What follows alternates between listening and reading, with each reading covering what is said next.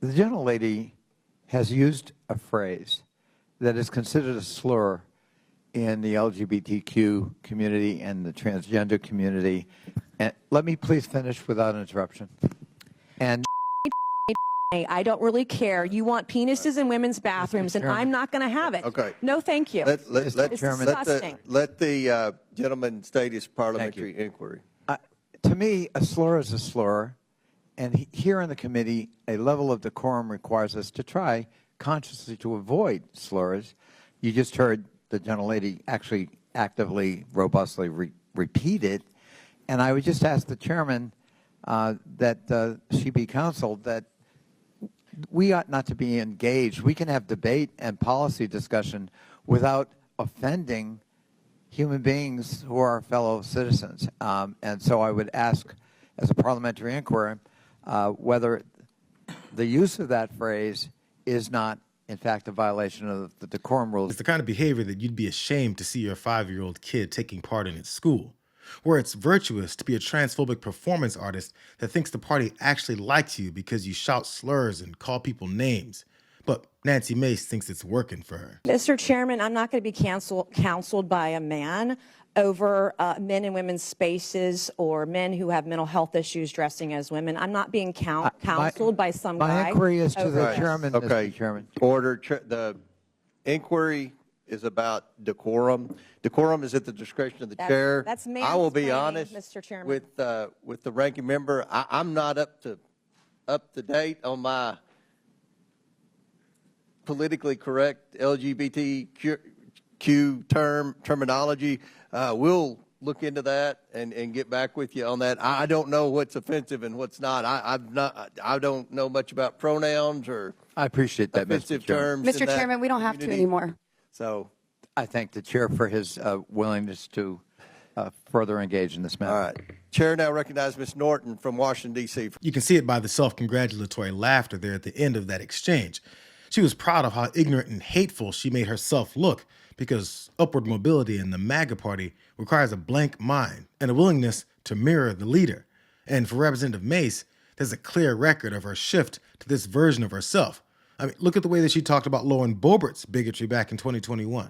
I have time after time condemned my colleagues on both sides of the aisle for racist tropes and remarks that I find disgusting, and this is no different than any others. As a member of Congress and seeing such division in our country, we all have a responsibility, both elected members of Congress on both sides of the aisle and the American people in our communities and at work, in our communities and everything else, to lower, we have a responsibility to lower the temperature, and this does not do that. I didn't come to Congress to throw bombs on Twitter, to take advantage of people by saying crazy things to raise money, or to be a comedian. I'll leave comedy to Dave Chappelle. I was disappointed in the comments. I was encouraged to see that she did apologize for the comments, and I believe that's a step in the right direction. This can't be the same person.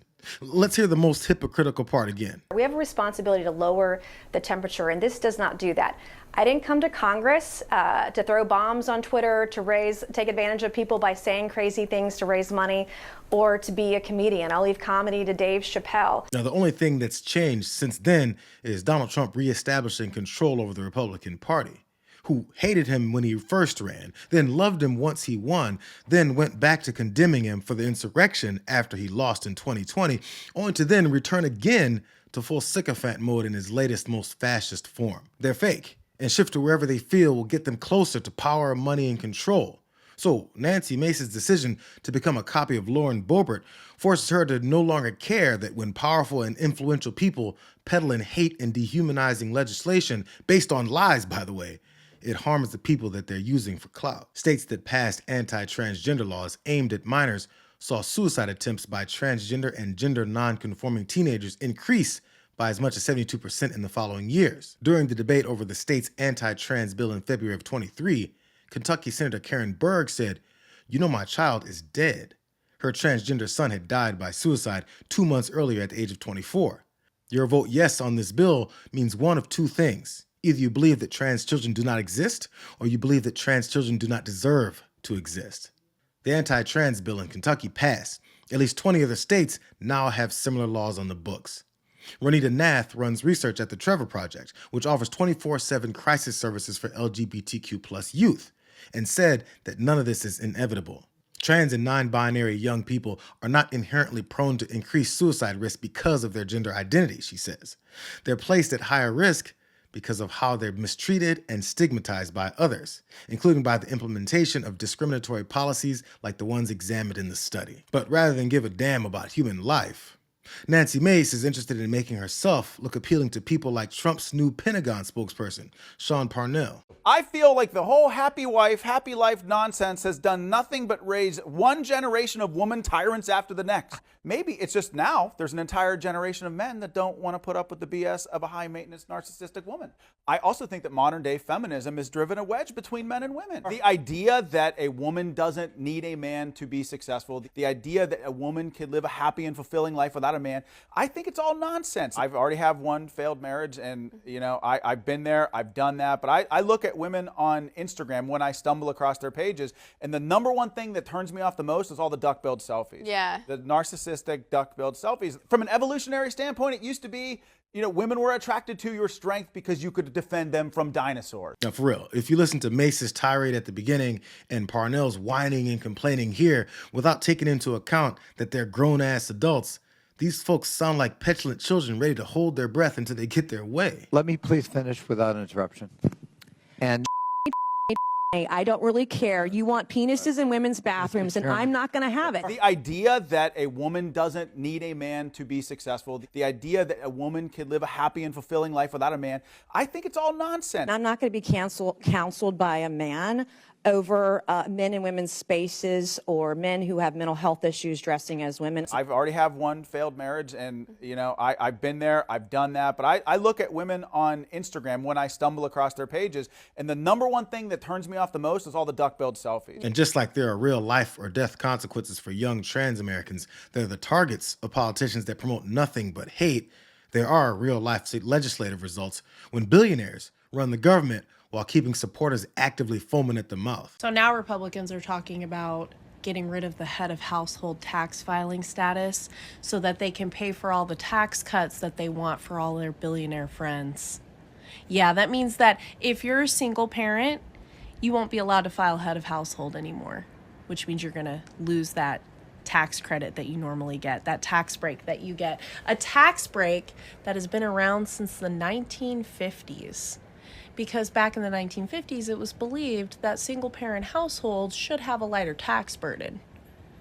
But because rich people apparently need more tax breaks, single parents like myself, who's a teacher raising 2 children on my own with a deadbeat father who doesn't pay an ounce of child support, will now have to pay more in taxes so that some rich mother can have a yacht. And you people voted for this. And I know for an absolute fact that there are plenty of Republican families out there that are single-parent households. And you voted for this. You voted to pay more in taxes, to give up your tax break so that people like Elon Musk, who has billions of dollars to his name, richest man in the world, you voted for them to have more money in their pockets so you can have less in yours and less for your children. Nice job. The way that this party has sought out and targeted their supporters to be more focused on hate and division than on their own lives and the lives of their children is crazy. It's even more telling considering our access to information that shows everything they're doing and why. It does help that they get never-ending assists from propaganda figures that people like Jessica Tarloff have to fight off every day. I would love to be here the day that it was announced that George Soros had been given access to the Treasury payments, and he was going to be running a bureaucracy. We'll call it Jew-Doge to make it George Soros applicable, and he was going to decide how many thousands of people we fire. He had a bunch of 19-year-olds that he really liked. Maybe they interned for him. Maybe they're just a Palantir kid. And he was going to bring them in, and he was going to change the way we run our government. He was going to move fast and break things like they do out in the Bay Area. But instead, your Social Security payments would be on the table. Your job would be on the table. Your Medicaid would be on the table. I have a good idea. How about we don't worship any of these billionaires? rather than blindly trusting certain ones, just because they jump onto the bandwagon of whichever politicians that they can use to take even more money from us.